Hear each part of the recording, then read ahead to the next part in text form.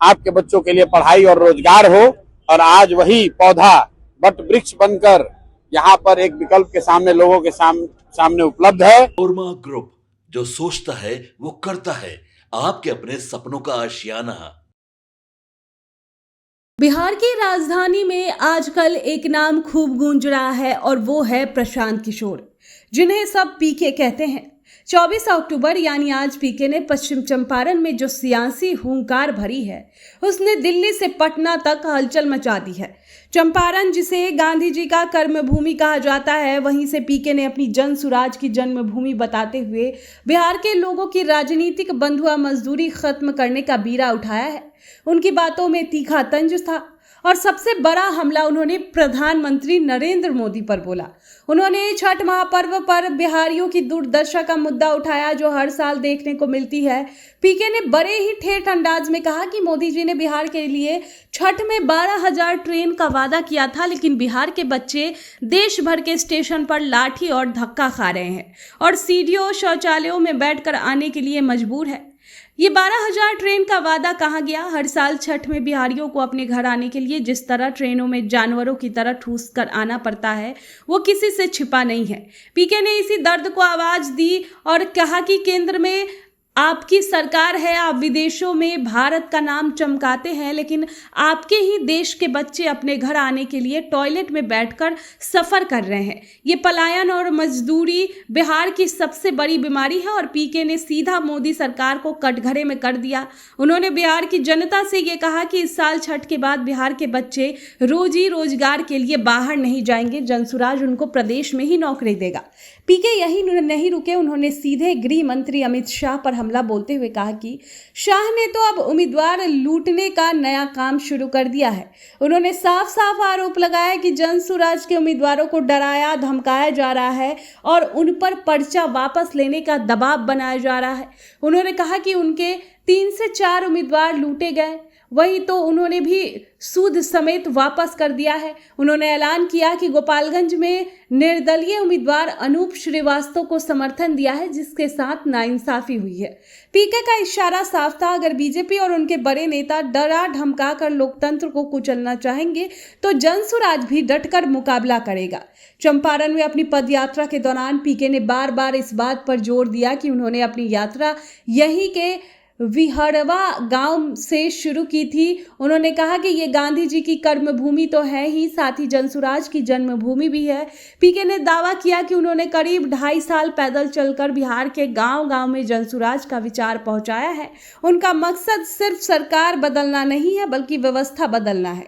पीके ने लोगों से कहा कि बिहार के बहुत सारे बच्चे हैं जो बिहार नहीं आ पा रहे हैं छठ पूजा में, और वहीं गुजरात में मोदी सरकार फैक्ट्री बनवा रही है, लेकिन बिहार के लिए उनके पास जमीन नहीं है। उनका सीधा मैसेज था कि बिहार की जनता 30 सालों से एक ही तरफ की राजनीति पार्टियों की बंधुआ मजदूरी कर रही है, जहां जाति और धर्म के नाम पर वोट लिया जाता है, लेकिन काम किसी का नहीं होता। जनसुराज इसी बंधुआ मजदूरी को खत्म करने आया है।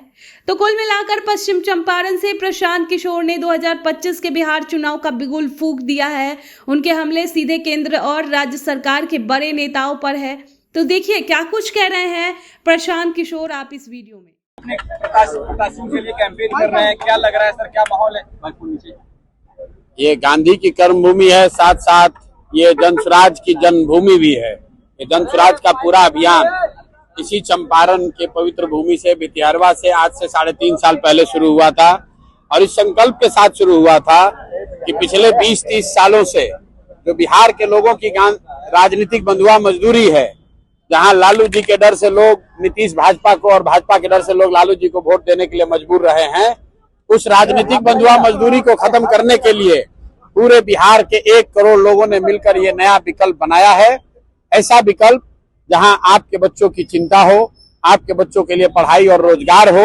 और आज वही पौधा वट वृक्ष बनकर यहाँ पर एक विकल्प के सामने लोगों के सामने उपलब्ध है। अब लोगों को अगले 10 दिन 15 दिन के अंदर ये निर्णय लेना है कि क्या अभी की जो भ्रष्ट व्यवस्था है उसी को चलाना है, पुराने वाले जंगल राज को लाना है, या नई व्यवस्था बनानी है। अगर नई व्यवस्था बनाएंगे तो आपके बच्चों के लिए पढ़ाई और रोजगार होगा, और अभी की व्यवस्था चलाते रहिएगा तो भ्रष्टाचार से मुक्ति नहीं मिलेगी। आपके बच्चों को पलायन करना पड़ेगा, मजदूरी करनी पड़ेगी।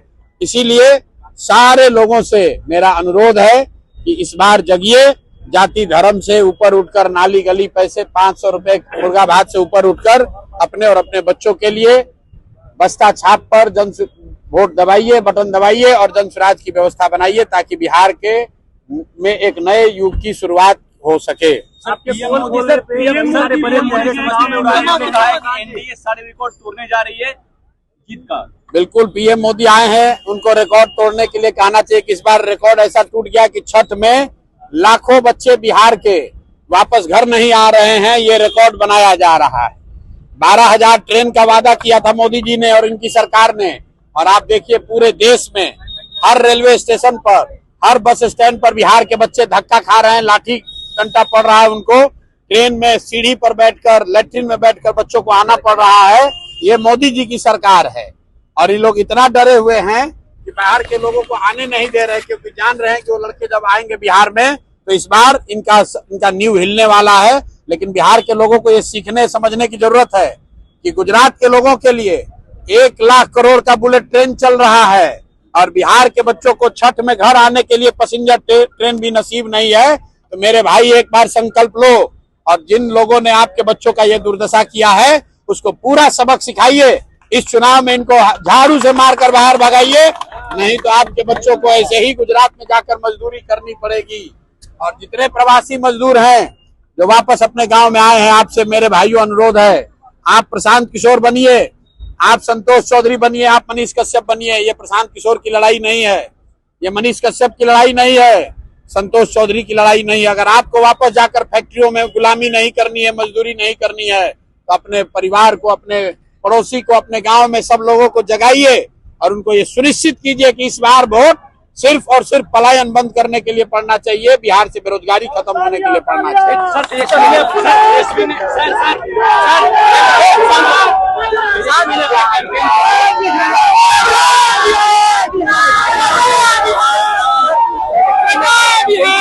कहा कि मुख्यमंत्री मैं बनूंगा तो पूरे बिहार की जनता मुख्यमंत्री बनेगी, और साथ में कहा कि जो सरकार 20 साल में नहीं कर पाई हम 20 महीने में करके दिखाएंगे। अब थोड़े दिन में तेजस्वी यादव कहेंगे कि हमको मुख्यमंत्री बनाइएगा तो बिहार को सोने का लंका बना देंगे। अब यही कहना बाकी है। 18 वर्ष में इनके माँ बाप और ये लोग बिहार को लूट के कंगाल बना दिया। अब कह रहा है कि फिर से हमको बनाइए ताकि हम फिर से और लूटे।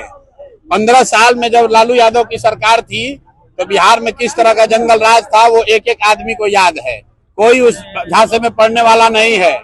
तेजस्वी यादव वो बूढ़ा शेर है, आप कहानी सुने हैं ना, जब शेर बूढ़ा हो जाता है तो सोना का कंगन लेकर बैठता है ताकि कोई राहगीर चलता हुआ सोने के कंगन के लालच में शेर के पास आए, और जब आएगा तो शेर उसको खाएगा। भैया जो बाघ है, शेर है, वो मांस ही खाएगा, वो दूध नहीं पिएगा। अगर उसको आप वोट दीजिएगा तो फिर से जंगल राज आएगा, फिर से अपहरण रंगदारी यहाँ पर होगा। अगर उससे बचना चाहते हैं तो जन स्वराज का बस्ता दबाइए अपने बच्चों के पीठ से।